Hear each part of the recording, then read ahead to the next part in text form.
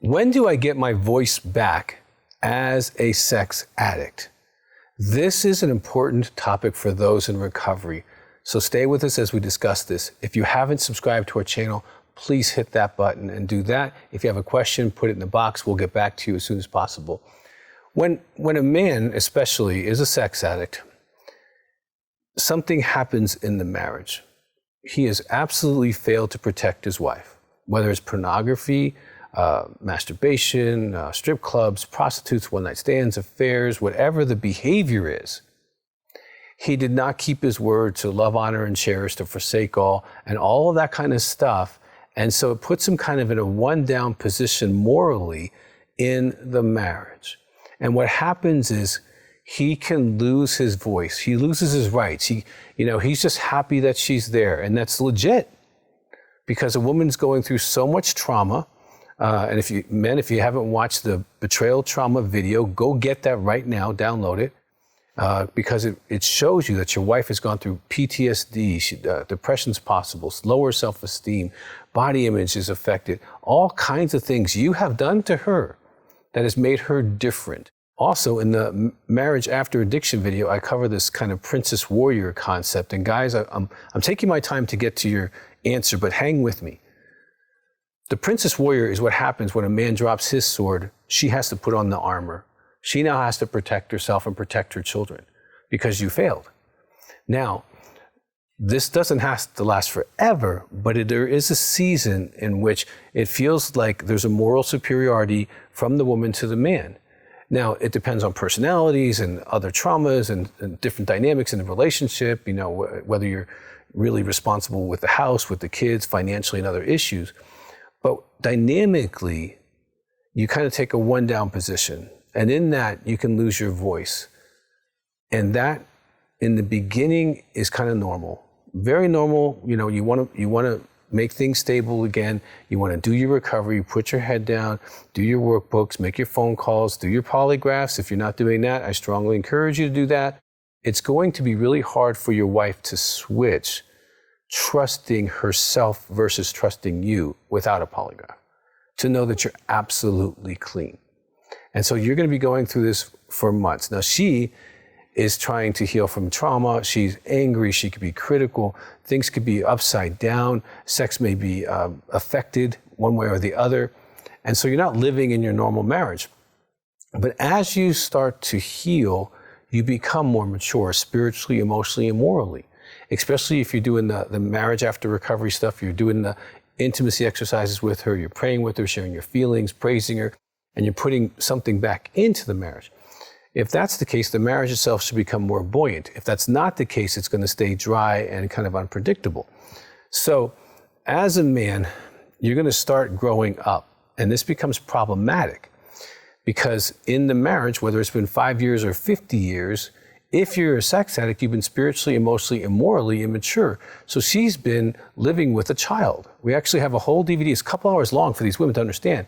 When you marry a child, don't expect a man right away. Now, that might seem demeaning to you, but it's really legit. Okay, it feels like they're raising another child. Now, recovery gives you the gift of your manhood back. You get to be spiritually, emotionally, and morally stable. You get to resist the temptations and actually keep your word to your wife and actually start protecting your family. And so you start growing up and you start getting your moral and spiritual and emotional muscles. Now you can see the conflict that's going to arise, all right? You're in this position initially at disclosure. And as you mature, you're starting to move towards wanting to have equality, wanting to have a marriage that's based on both people having respect for each other. Well, you've lost that respect and now you're earning it back. And so the question becomes, Dr. Weiss, how long do I have to just subjugate my voice in this marriage? When do I get to speak up? When do I get to even address issues in our marriage that are not on my side of the fence? When do I get to start having boundaries of, it's not okay to yell at me. It's not okay to call me a name based on something I did 3 years ago. These are unacceptable things. So I'm going to talk about the timing and I'm going to talk about the process. The timing is usually in the third quarter, 8 to 12 months. I would say generally aim for about a year. If you have a year of sobriety, you have made a credible foundation for you to be respected. And so that's kind of the time when this is going to organically happen for you to want to stand up and say, no, this isn't right. You know, I needed a mommy, but I don't now. Now, the women who don't know how to not be a mommy, they're going to struggle. Okay, and you might end up in counseling as this transition of equality comes back into the marriage. Now, how do you do it? Now, oftentimes, when couples hit this kind of threshold, the challenge is that you go from being kind of, inferior in the way that you communicate and behave to going to the other side of superior or aggressive. Okay, so I'm going to take you way back. For me, it'd be almost 40 years now. One of my first certifications was in assertiveness training. And just write that word down, assertiveness training, and get some YouTubes on it, get some Google on it, get some more information. I'm going to give you the basics. Basically, in communication, there is the passive, okay? In this situation, when someone's not being assertive, what happens is the passive person is subjugated to the superior person, right? And that's a parent-child relationship, okay? Then there is, and in this position, when you're in the lower position, you don't respect yourself, but you respect the other person. Now, when you're in aggressive, you tend to be in this position, you're aggressive, and you don't respect this person, okay? Neither of those positions are healthy. The best position is where you both are able to be assertive, to respect one another, to be able to give each other value, and be able to hear each other. Now, some of this might take some skills. If you haven't gone to couples counseling or done some work in this area, I strongly recommend that, because in this period of time, this is where it can be almost as challenging as disclosure, because we're actually changing the system from a little boy mommy to now a man and a wife. And both people have to accommodate this change. So when you go towards having a voice, and I'll give you an exercise in a minute, having a voice, you want to go towards the assertive. You don't want to go into a place where you disrespect her or put her down or make her feel small for you to feel big or for you to feel loud again. You don't want to go to anger. You don't want to go to criticism. That's not the way you earn your voice back. So for a lot of guys, this exercise has been helpful. And for women as well who've lost their voice, because some women are in very aggressive, hostile marriages and they've lost their voice. But I'm talking mostly to men right now. So it has 3 points. And what I want you to do is write a letter. First of all, a letter to your voice. Growing up, what did your voice go through? In your earlier relationships, what has your voice gone through? In this marriage, what has your voice gone through? So you're writing, dear voice, okay?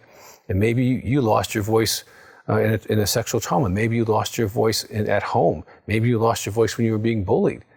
But you might have lost it along the way. You might not have.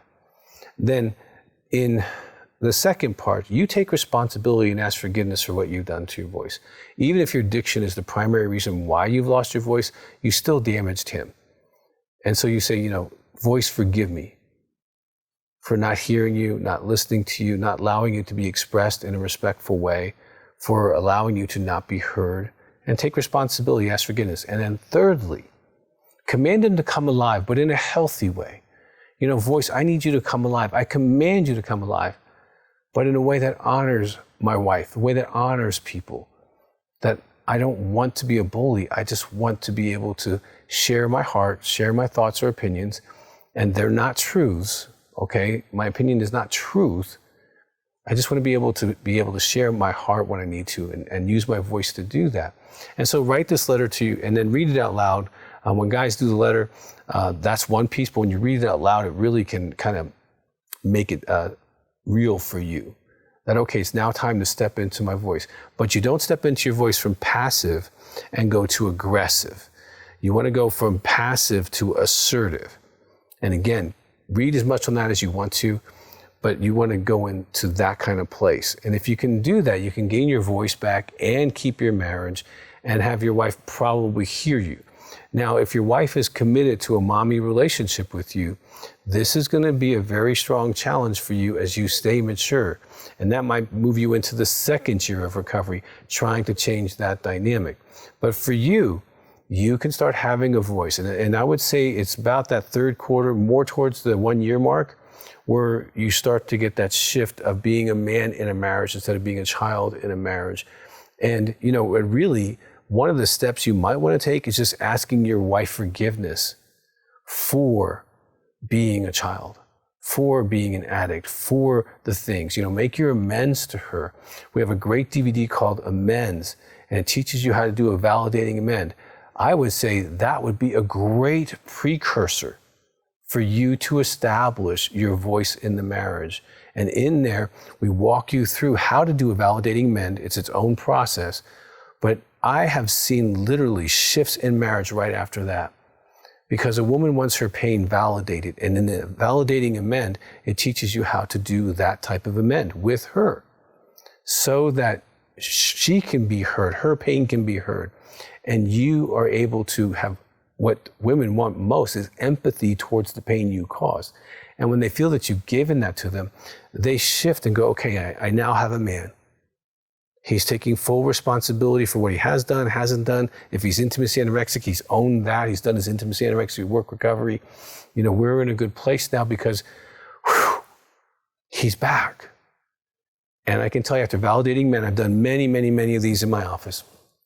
That oftentimes can click into where the man now can have a voice and be respected. So hopefully this helps you. Now, if you're in recovery and you need help, of course, call our counseling center. Our men and women are trained, they're certified through the American Association for Sex Addiction Therapy. All of them have done over 125 hours of clinical education, as well as 6 months of supervision. They're the best, okay? So call them, get help. If your marriage needs help, call. And if you want to do an intensive, that can expedite the whole process. You can do a polygraph, you can do the amend, and all this stuff. If you're in that part of recovery where you're already into that third quarter, if this is the major issue that you want to accomplish. Well, I care about you, man. I've been sober now for 40 years myself. And I want you to know you can be. And this part of the process is kind of gentle. You don't abruptly take that place. You kind of kindly move into that place. So if there's anything we can do for you, please let us know. If you have yet to subscribe, please do. If you have a question, put it in the box.